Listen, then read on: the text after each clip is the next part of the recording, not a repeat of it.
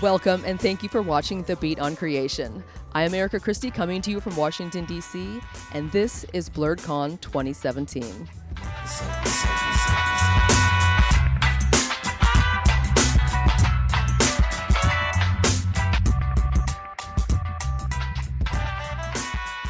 And you did a crowdfunding campaign to get artwork done for one of your books. Yes. I'm going to hand you the microphone so you can do your beautiful thing here. Okay. Can you tell everybody what was your experience like working with all the different artists? And can you talk about some of the artwork that you had done?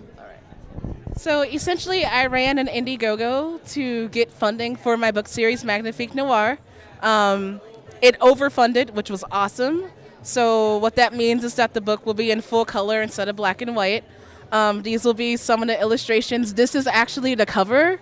This is an example of an illustration. This is their advisor who was in the group about 20 years ago. And she's sort of helping them navigate through the chaos that is being a magical girl who fights monsters. So essentially, after the funding was done, I reached out to artists beforehand to get like their price ranges and mark down how much I needed to get in funding to pay them. Talk to them about how much time they needed to do the art because it's convention season and it's a really busy time to be working on anything. That and everybody has their own like commissions and things to do. I either had been following them already, or they were friends I knew, or they reached out to me because they liked the project. And after I got funding, I like emailed all of them, and it was just essentially like, all right, I'm ready to pay you. How much time do you need to do this? And they all got everything in on time. I only had to wait a couple of weeks. They were awesome because they knew I had to promote it. So they would just give me like little preview sketches to post on social media to kind of build hype for it. Some of them gave me art during the campaign. So I would have like this is what it looks like if we reach like full color status. This is what we'll end up getting. And it was really amazing working with that many artists. Some of them I found in Artist Alley. It's such a wide variety of talent, and I love having a variety in the book, and I also love supporting artists as well, so it's been really great. Some examples are, this is Barry Blitz Studio. She's a really good friend of mine, and I essentially wanted a crossover piece with Sailor Moon because I adore Sailor Moon. I was marathoning Sailor Moon while I was writing the book, and I was like, I want all the girls as Sailor Scouts, but I want me to be in the middle, so that's what she ended up doing. This one I partnered with some friends of mine who had done art before, and she drew adorable art versions of all the girls. This is from Muse Tap Studios. This is from an artist whose name is Nami Oki, and I was like, I want a really fun picture where they're just kind of hanging out and eating cake. It's kind of one of those, we're doing really well, the battle went well, let's celebrate, and I had all the ideas in mind of what like their clothing looks like when they go to bed, and she nailed everything I wanted.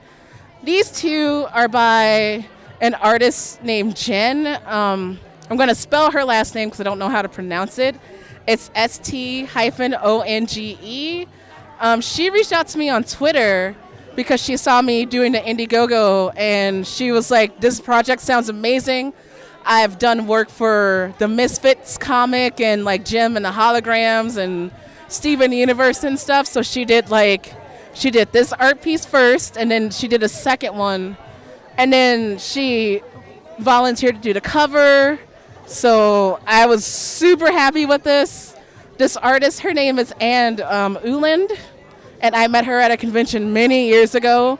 She does a lot of watercolors, so I immediately knew that I wanted her to do Blaze. I wanted like a very strong, kind of like gorgeous, fiery, beautiful image of their leader, like sitting in her chair. This is actually their headquarters, is like a giant galactic room, and that's where they meet her. And I thought, if I do anybody for art for this, it has to be the one who does amazing watercolors. And she sent me the original, and it's just breathtaking. I'm going to hang it up in my office. And I have a whole bunch of other artists I've partnered with. I have to get their prints together and print it out. once they did all the art, I had to learn how to like write a contract with different artists about like, do I have permission to sell your work? How much would it cost for me to sell your work and things like that? And everybody has different rates. So I actually had to make like a giant spreadsheet of information. So it's been a huge learning process, but it's been amazing. I've been working on this project since last year, and it's kind of hard to believe that it'll be out here in August. I will like have it in my hands, and I'll probably cry a lot. I cried when it funded. I cried when it overfunded. I cried when someone cosplayed from it. I've been really emotional about it, and I'm so happy that it's going so well.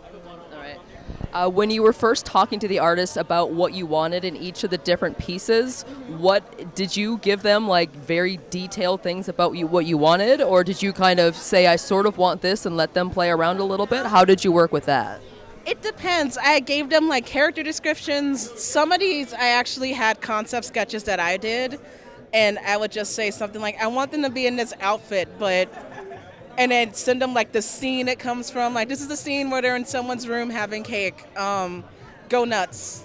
And they would go from there. With the cover, she gave me like 3 different concepts to work with, and I felt so bad because my description was something like magical girl, colorful sparkles, and cool.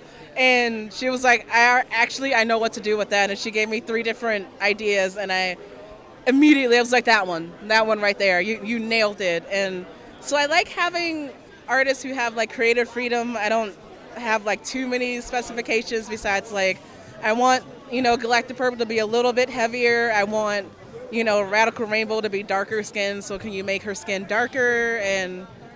Or here's like the 2 pages of the scene this comes from, so you can kind of read and get an idea of what I'm going for. And that's kind of how I went about doing things. All right, so just some pointers, kind of get a little bit of feedback from the artist, and then you kind of give your final, that's what I like, and they just went for it? All right. They usually would just give me like a sketch first, like a really rough sketch, and they're like, is this the right direction I'm going in? And I'd either say yes or no, or can you make her hands a little bit like pushed together or something like that? But yeah, for the most part, it was like, yes. And I feel like everybody got in my head and they knew what I wanted, like immediately, and I was like, that's perfect. That's exactly what I wanted. Excellent. Thank you so much. Thank you.